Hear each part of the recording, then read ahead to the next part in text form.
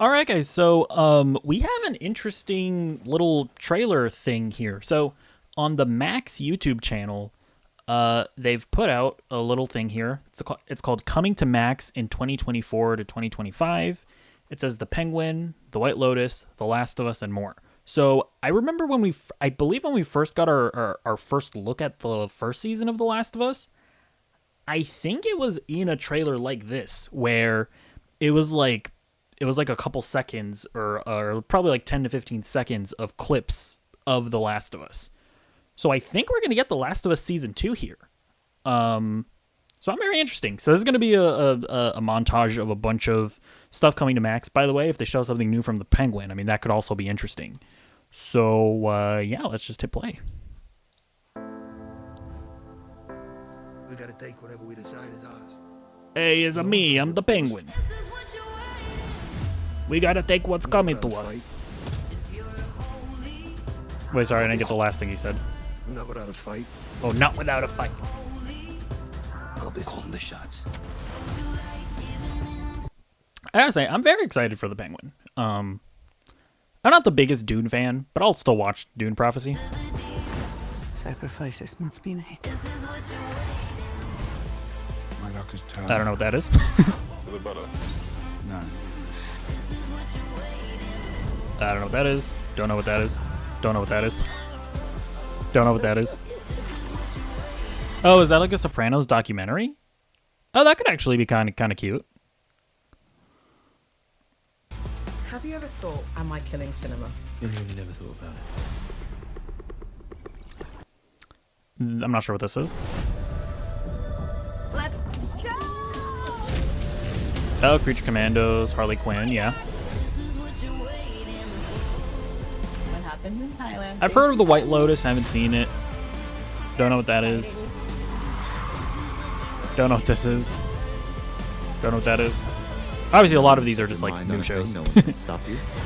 This ain't America. Oh, this is the It prequel series, Welcome to Derry. Yeah, I've read about it. Like, it's been in production.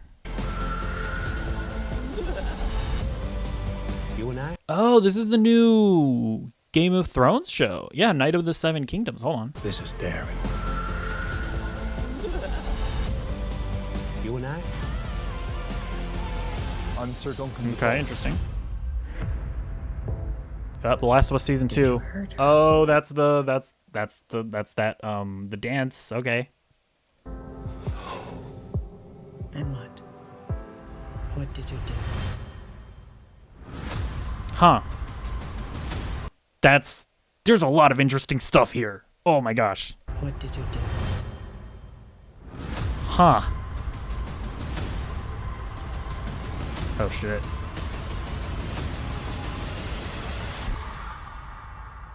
Mushroom head.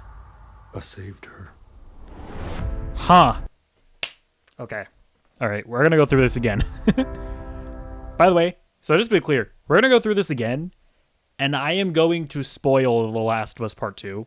If you have not played that game, you can watch my discussion, my discussion of all the things that we saw before we got to The Last of Us.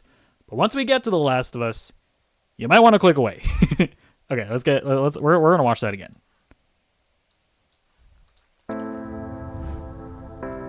We gotta take whatever we decide We got to take whatever we decide is ours. is ours. Cause no one's gonna give it to us. Not without a fight. Yeah, by the way, I want to talk about what people should be looking out for. So, do you remember back when Max, or I guess Warner Brothers Discovery, because Max used to be called HBO Max, and they decided to take the HBO like out of Max, and everybody made fun of them for it because it seemed like a really dumb decision because of how like iconic the HBO branding is. I was like the only person that actually defended that decision. Do I think that they should have called it something other than Max? Yes. Probably they could have called it like Warner Max. They called it like Warner Discovery Plus XL Ultimate Edition. You know, some Max is a very dumb name. But the reason why I actually supported them taking out the HBO branding is because now they can put HBO and attach it to actual HBO shows. Because HBO is a very powerful brand. And I think that attaching it to just everything that Warner Discovery makes, or what is that company called? Yeah, it's Warner Discovery. I think attaching that to everything that Warner Discovery makes, while you'll get short-term gain because the streaming service is called HBO Max, they were slowly diminishing the brand of HBO, because then you get like HBO attached to like the Property Brothers or whatever, Discovery reality TV show there is. And nothing against the Property Brothers. I personally never watched it, but but like that's not what HBO means, right? Then you get HBO attached to Velma, some god awful show like that. By the way, I actually like Velma, I'm not gonna lie. But most people regard it as an awful show. And so I think that like now, as you see here, HBO original The Penguin. The fact that they're labeling this as an HBO original immediately tells me that they have a lot of faith in this. Like the fact that The Penguin is like an HBO original production, that says a lot, right? That says that they're aiming for this to be on the level of The Sopranos. They're aiming for this to be on the level of like a Game of Thrones. Whereas like back when they were attaching the HBO branding to things like Velma, well, an HBO Max original doesn't mean anything. So I just want to point that out. I feel like I was like the only person that defended the decision, and I feel like it's coming to fruition here. They call them the shots. So yeah, I think Dune Prophecy, I think this is specifically about the Bene Gesserits, right? The fortune teller ladies from the Dune movies, which I will say, not the biggest fan of the Dune movies. The Bene Gesserits are very interesting characters. I would be interested in watching a show, seeing them like plot and, move the chess pieces or whatever across the galaxy. Like that does sound like an interesting show. This must be made. I will say, the shield thing, stupid. Okay, doesn't make any sense.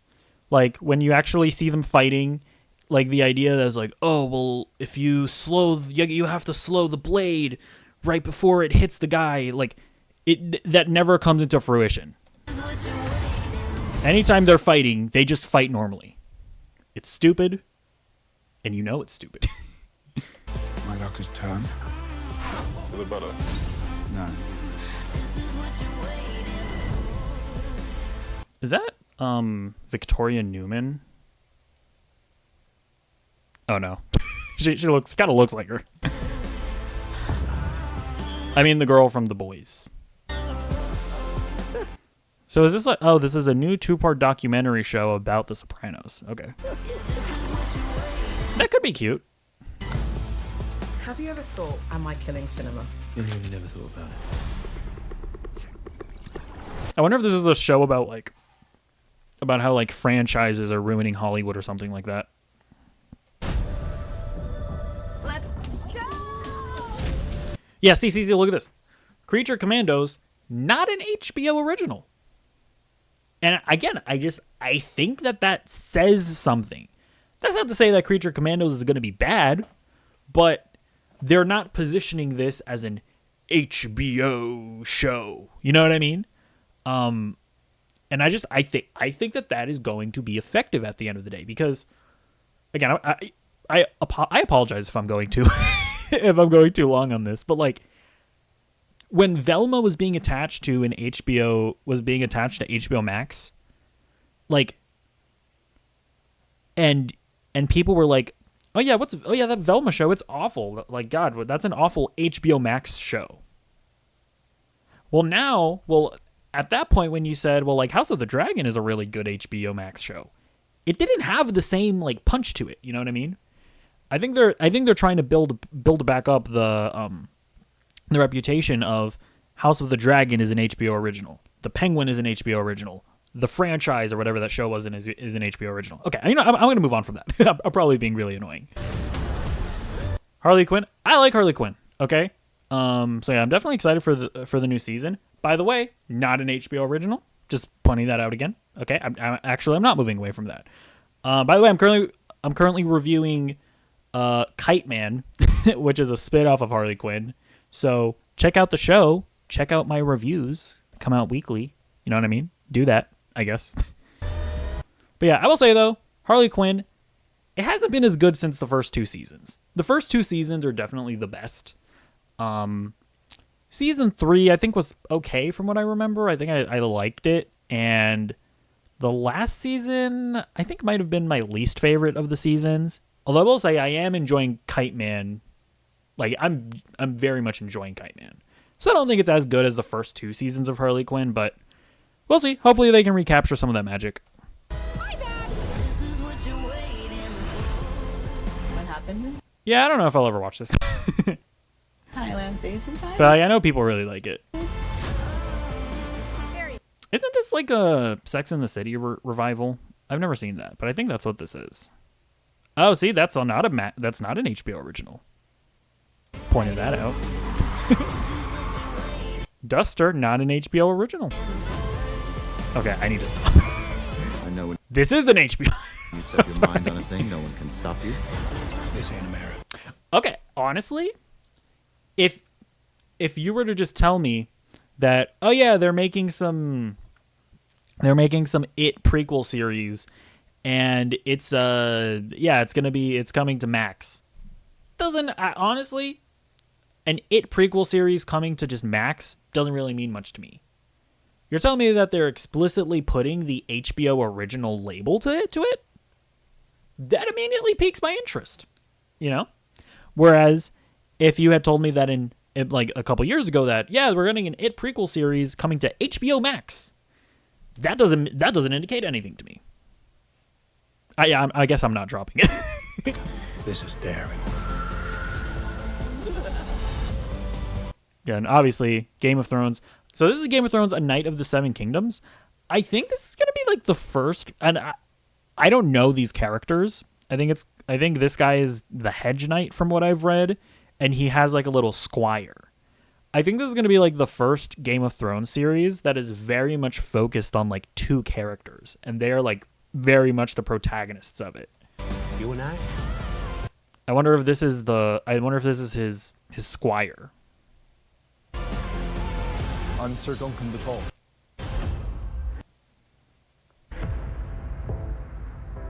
Okay. I'm going to spoil The Last of Us Part 2. So just be wary, okay? I'm giving you time to leave. Okay? I'm going to spoil the game. I'm going to spoil what is probably going to happen in this series. Okay. So one of the big questions that we've had regarding The Last of Us Season 2 is, how are they going to handle the timeline of events? Because if you've played The Last of Us Part 2, you should be the only people that are here, by the way, but if you've played The Last of Us Part 2, or you'll know that they very much like jump around in time. You know, they get like flashbacks to before Joel got golf clubbed and whatnot. I feel like this frame of, you know, the behind Ellie's back, witnessing the dance, I feel like this is explicitly at the end of the game, if I'm remembering correctly. This is like at the end of the game when Ellie is like having the flashback to the dance. The fact that they're showing this is very much indicating to me that they might be changing the events and telling a more chronological story. This indicates that to me. So I just want to point that out, because this frame immediately piqued my interest. Let me know if I'm wrong about that. Did you hurt her? Oh yeah, they were also showing her tattoos and stuff. Then what? So, look, this is okay. Now, this scene where this lady seems to be talking to Joel. I'm pretty sure in the game, he had this conversation with Tommy, like right at the beginning of the game. Am I wrong? Hurt her. Oops, let me put the subtitles back on. Did you hurt her? Did you hurt her? No. Then what? What did you do? What did you do?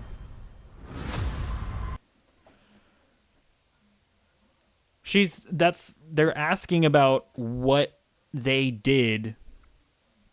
They're asking about what he did when he saved Ellie from the Fireflies. Again, I'm pretty sure that conversation, like, Joel only opens up to Tommy in the game. I don't know who this lady is, but it seems like he's opening up to her as well. So I'm not sure what's going on with that. What? What did you do? Huh. What is this scene here? Is this the...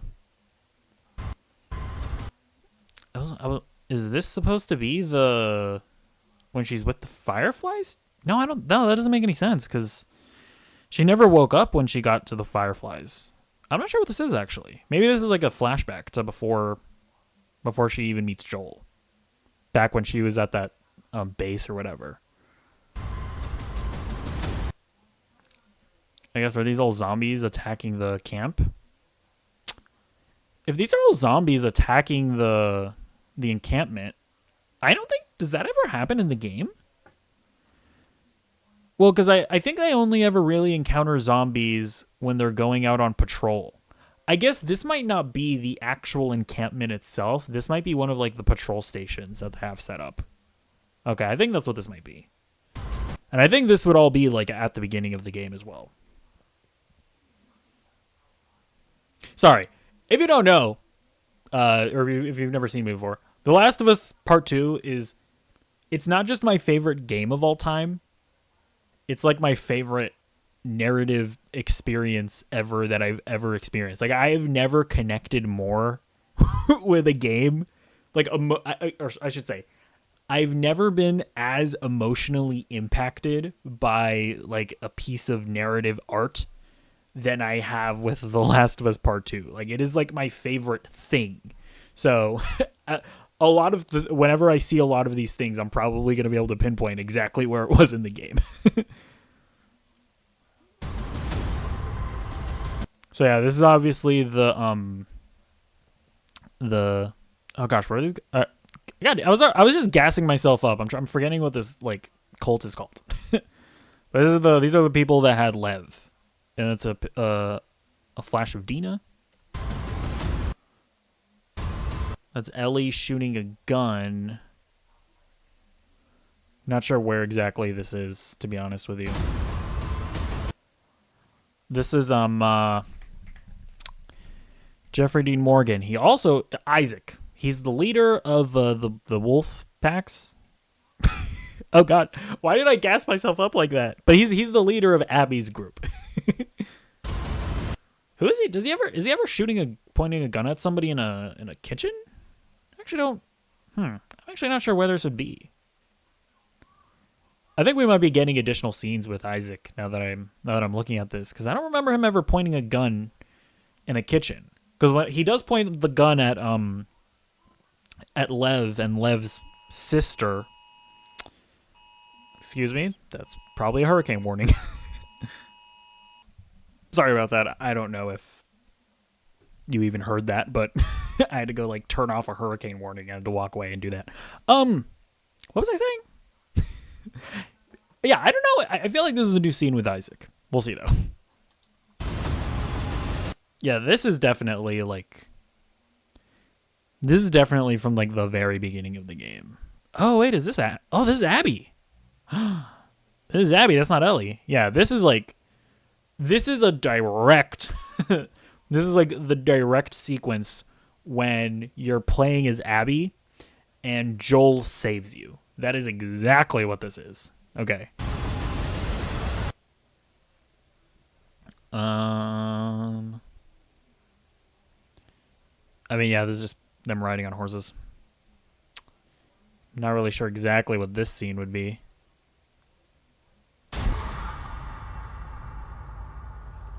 I saved her. Yeah, so it seems like is this the same scene where he's talking with that lady?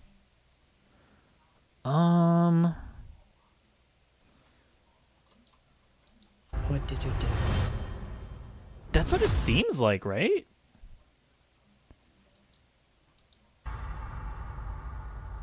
I saved her. Yeah, I wonder if it's gonna open with him talking with whoever that lady is, and not Tommy. That would be that's a change. Not saying I hate it or anything. I'm just saying it's different. So yeah, I guess to wrap up my thoughts here, when it comes to The Last of Us Part 2,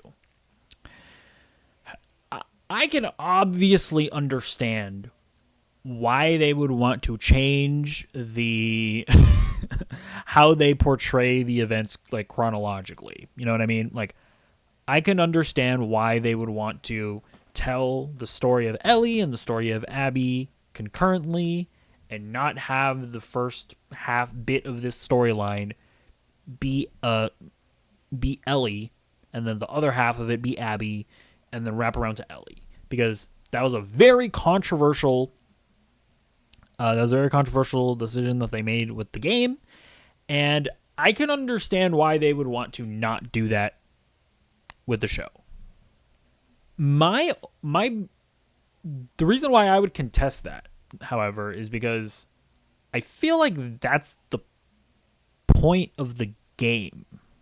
Like, if you don't tell the story that way, you're not really telling the story of The Last of Us Part 2. So, in my opinion, the whole, like, point of what The Last of Us Part 2 is about is going through your grief with Ellie.